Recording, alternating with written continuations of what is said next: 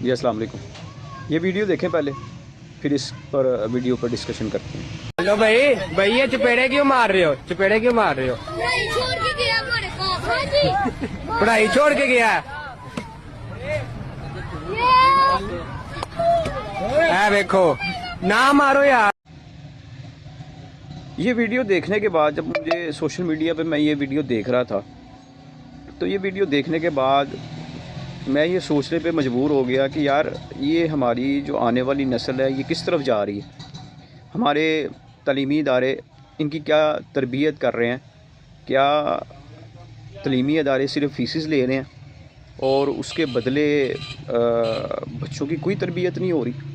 مطلب وہ بچے علامہ اقبال کے مجسمے پر چڑھ کر ان کو تھپڑ مار رہے ہیں اور آگے سے کیا کہہ رہے ہیں کہ یہ ہمارے لیے تعلیم چھوڑ کے گئے ہیں.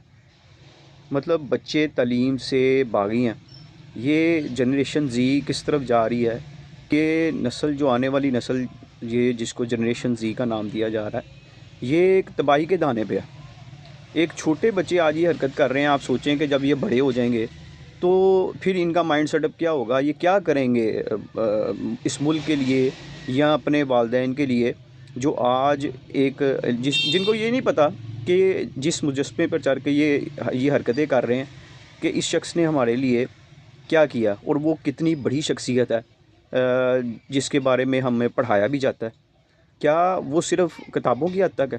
بچوں پر ان کی زندگی کا بارے میں جو انہوں نے پڑھا اس کا کوئی اثر نہیں ہے, یا ہمارے پڑھانے میں غلطیاں ہیں, ہم بہتر طریقے سے پڑھا نہیں پا رہے؟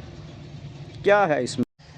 ہمیں بطور ایک قوم, بطور والدین, بطور ٹیچر سوچنے کی ضرورت ہے کہ ہم جو ہے کس رستے پہ جا رہے ہیں اور ہمارے آنے والی جنریشن کس طرف جا رہی ہے.